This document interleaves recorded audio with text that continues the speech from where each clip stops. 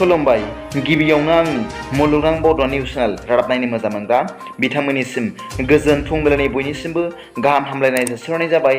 आसा खालामो नोंथांमोनहा गासैबो मोजाङै दं। नोंथांनि थाखाय आं गोदान रादाब लाना फैलायबाय।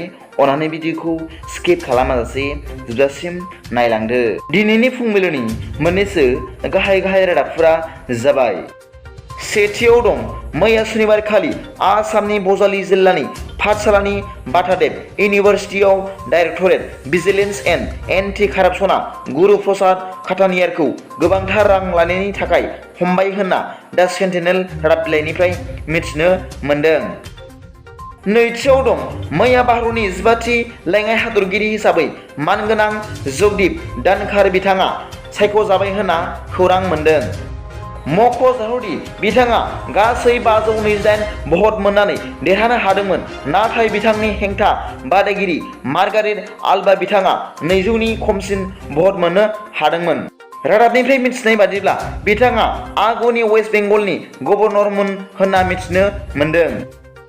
थामथियाव दं मैया जोहोलाव नीलेश्वर ब्रह्म देंखोनि गाथोनाव मोनसे गुमुर हाबाफारि खुंफुंदों।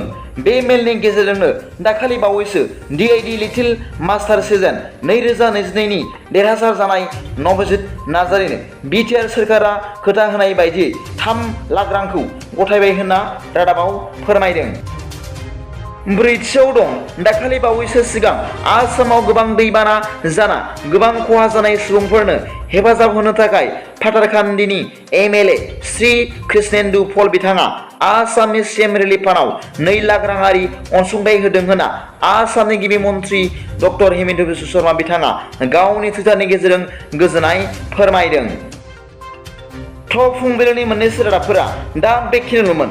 सोरबाफोर आंनि चेनेलखौ दिनैसो गोदानै नायसनदोंब्ला अन्नानै साबस्क्राइब खालाम आरो बेल आइकनावबो थुनानै हो, जाहाथे आं गोदान निउस आपडेट लानानै फैयोब्ला नोंथांनियाव सिगांग्रो नटिफिकेसन सौहैयो।